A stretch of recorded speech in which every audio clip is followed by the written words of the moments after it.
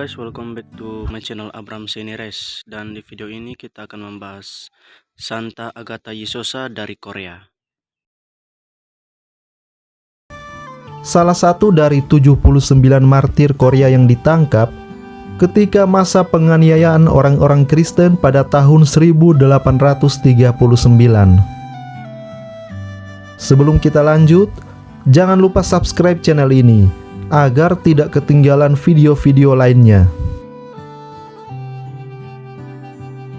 Santa Agatha sendiri lahir pada tahun 1784 di Kuwul, dekat Incheon, Provinsi Gyeonggi, Korea. Di tahun ini pula Yi Sung-hun, orang Katolik pertama dari Korea, dibaptis di Peking, Cina. Santa Agatha dikenal ramah dan sopan. Ia selalu membawa cahaya dan kegembiraan bagi seisi rumahnya. Ayahnya bukanlah seorang Katolik, dan walaupun ibunya pernah menjadi seorang katekumen, ibunya itu tidak terlalu paham tentang iman Kristiani. Karena itu Santa Agatha kecil tidak menerima pelajaran agama yang memadai. Pada usia 17 tahun, Santa Agatha menikah dengan pria yang berasal dari keluarga non-Katolik. Hidupnya kini nyaris tanpa memiliki agama. Namun, karena dia tidak dapat memiliki anak, Santa Agatha mencari cara lain untuk mengisi kehampaan hidupnya. 2 tahun setelah pernikahan Santa Agatha, adik laki-lakinya yaitu Yi Hoyong, yang kelak menjadi Santo Petrus Yi Hoyong, pun lahir ke dunia. Dia 19 tahun lebih muda daripada Santa Agatha, dan tentunya dia menjadi sumber sukacita bagi Santa Agatha. Setahun kemudian suaminya meninggal. Santa Agatha kini menjadi seorang janda hanya setelah 3 tahun menikah dan tanpa seorang keturunan. Tragedi ini membuat Santa Agatha merasakan ketidakpastian dan ketidakpercayaan akan masa depannya. Dia merasakan kebutuhan untuk menemukan nilai dan keteguhan dalam hidupnya. Keinginannya semakin merasuki hatinya setelah kematian ayahnya. Tidak lama berselang setelah kematian suaminya sendiri. Walaupun sedih karena kepergian ayahnya, Santa Agatha juga bersyukur karena sesaat sebelum menghembuskan nafas terakhir, ayahnya telah dibaptis oleh ibunya dan membuat ayahnya dapat meninggal dengan tenang. Setelah kematian sang ayah, Santa Agatha memutuskan untuk kembali ke rumah orang tuanya demi menyokong kehidupan ibu yang sudah tua dan adik laki-lakinya yang masih kecil. Kehidupan di rumahnya kini menjadi sangat sulit. Santa Agatha harus merawat ibu dan adiknya, sementara harta warisan dari ayahnya telah habis. Ia terpaksa bekerja sebagai penjahit untuk menghidupi keluarganya. Di tengah kesulitan ini, Santa Agatha tidak pernah kehilangan ketenangannya. Dia bersama adiknya memutuskan untuk mengikuti pelajaran katekese. Bersama-sama, mereka menjalani kemiskinan hidupnya dengan kehidupan yang penuh sukacita dan cinta kepada Tuhan dan sesama. Teladan para martir pada penganiayaan tahun 1801 dan kemenangan abadi mereka melalui kematian selalu hidup dalam hati kedua kakak beradik ini. Pola hidup mereka yang saleh membuat umat Katolik lainnya menjadikan mereka sebagai teladan keluarga Katolik. Santo Carolus Hyosung-moon dalam catatan harian Gihye yang terkenal itu menulis tentang Santa Agatha yang berbunyi, "Setelah kematian ayahnya, Santa Agatha kehilangan semua miliknya. Dia hidup bersama ibunya yang sudah tua dan adik laki-lakinya yang dalam kondisi sangat miskin. Semua kesulitan hidup yang dia tanggung tidak dapat diungkapkan dengan kata-kata. Meskipun hidup dalam kemiskinan, dia selalu tampil dengan kedamaian dengan senyum yang gembira.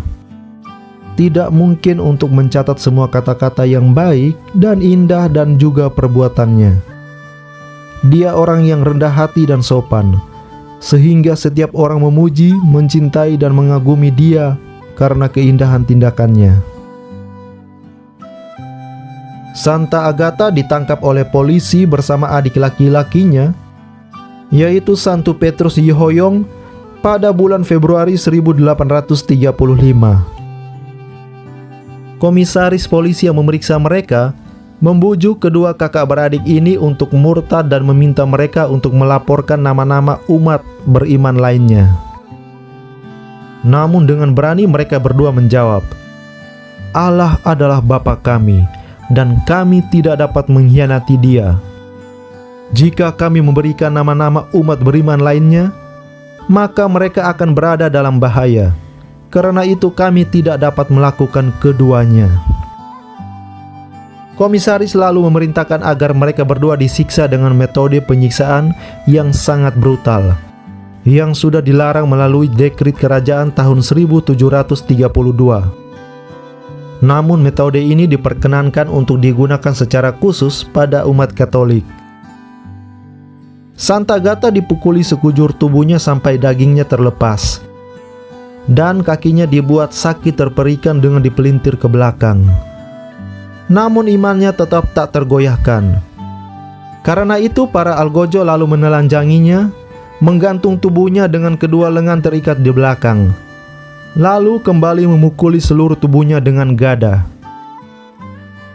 Beberapa hari kemudian, Santa Agatha kembali dibawa keluar lalu dipukuli sampai tubuhnya berlumuran darah. Selama penyiksaan yang mengerikan ini, hanya satu kalimat yang keluar dari mulut wanita perkasa ini, "Saya tidak dapat mengkhianati gereja." Komisaris polisi segera menyadari bahwa dia tidak akan berhasil membuat kedua kakak beradik ini murtad. Karena itu ia lalu menyerahkan mereka ke pengadilan. Pengadilan kemudian memutuskan hukuman mati bagi Santa Agatha dan adiknya Santo Petrus Yehoyong. Mereka menghabiskan waktu 4 tahun di penjara sambil menunggu keputusan pelaksanaan hukuman mati oleh raja. 6 bulan setelah kematian Santo Petrus Yehoyong dalam penjara, perintah dari raja untuk pelaksanaan eksekusi mati akhirnya turun. Pada tanggal 24 Mei 1839, Santa Agatha yang saat itu telah berusia 56 tahun digiring keluar bersama dengan 8 martir Katolik lainnya yang ditangkap kemudian. Mereka semua dibawa ke sebelah luar pintu gerbang kecil barat Seoul, lalu dieksekusi dengan cara dipenggal. Dikatakan bahwa Santa Agatha membuat tanda salib dengan hormat sebelum menyerahkan kepalanya untuk dipenggal. Santa Agatha dibeatifikasi bersama para martir Korea oleh Paus Pius ke-11 pada tanggal 5 Juli 1925 dan dikanonisasi pada tanggal 6 Mei 1984 di Yeouido, Seoul oleh Paus Yohanes Paulus II. Umat Katolik dunia, khususnya di Korea, selalu memperingati Santa Agatha setiap tanggal 24 Mei. Dan 20 September dipilih sebagai pesta para martir Korea. Seperti namanya yang berasal dari kata Yunani yaitu agathos, yang berarti baik atau indah, kita percaya bahwa Santa Agatha telah mendapatkan tempat yang indah di samping Bapa. Semoga dari kisah hidup Santa Agatha ini, kita bisa kuat mempertahankan iman kita, meskipun besar resikonya.